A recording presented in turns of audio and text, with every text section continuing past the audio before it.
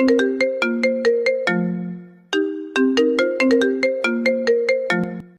যে বন্ধুরা শুনছো, নতুন নতুন রোমান্টিক ভালোবাসার গল্প পেতে ও শুনতে চাইলে আমাদের সাগর অফিসিয়াল চ্যানেলটি সাবস্ক্রাইব করে বেল বাটনটি অন করে দিও। লাইক কমেন্ট করতে মোটেও ভুলবেন না কিন্তু। ধন্যবাদ সবাইকে।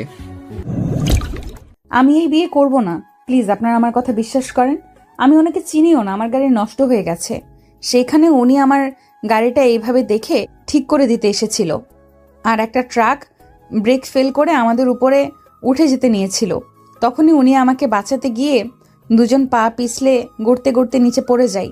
প্লিজ আপনারা দয়া করে আমাদের বিয়ে দেবেন না। উনি যা বলছে সম্পূর্ণ সত্যি কথা, প্লিজ আমাদের যেতে দেন। আপনারা যা দেখছেন ওইটা আসলে সত্যি না। আমি গড়তে গড়তে ওনার বুকের উপরে গিয়েছিলাম আর উনি ব্যথা পেয়ে চিৎকার করে উঠেছিল, তাছাড়া কিছুই না। আমি আর মেয়েটা জোর করতে লাগলাম, কিন্তু কেউ আমাদের কথা বিশ্বাস করলো না। দুইজনকে জোর করে বিয়ে পড়িয়ে দিল। রিয়া বসে থেকে কান্না করতে লাগলো।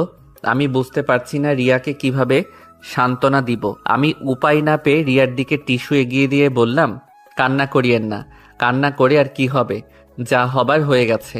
এই নেন টিস্যু, মুখ মুছে নেন। আমি কথাটা শেষ করতে মেয়েটা রেগে আমার দিকে তাকিয়ে বলল, খুব মজা লাগছে আপনার, তাই না? আমার মতো একটা সুন্দরী মেয়েকে বিয়ে করতে পেরে। আপনি জানেন আমার ফ্যামিলি যদি এটা জানে তাহলে আমাকে মেরে ফেলবে এমনিতেই। আমাকে ঘুরতে দিতে চায় নাই, আমি সবাইকে জোর করে রাজি করিয়ে বান্ধবীদের সাথে ঘুরতে এসেছি। আর এখন যদি আমার ফ্যামিলির কেউ জানে আমি তাদের না জানিয়ে বিয়ে করে ফেলেছি, তাহলে আমাকে ওখানেই কুপিয়ে মেরে ফেলবে। আজব, আপনি কিসের সুন্দর? আপনাকে পেতনির মতো লাগে, আবার নিজেকে সুন্দরী দাবি করেন। আমার বয়ে গেছে আপনাকে বিয়ে করতে। শোনেন, আমি আপনার ব্যাপারটা বুঝতে পারছি। দেখেন, এইসব তো কেউ জানে না, আর ওই গ্রামের মানুষজন ছাড়া কেউ জানেও না। সো এত চিন্তা নাই। যদি পরিচিত কেউ দেখে ফেলতো তাহলে সমস্যা হইতো, সবাইকে বলে দেওয়ার ভয় থাকতো। শুনেন, কান্না না করে এইসব ভুলে যান, মনে করেন কিছুই হয় নাই। আপনি যেমন ভয় করছেন তেমন আমারও ভয় আছে। আমার ফ্যামিলি জানলে অনেক কষ্ট পাবে।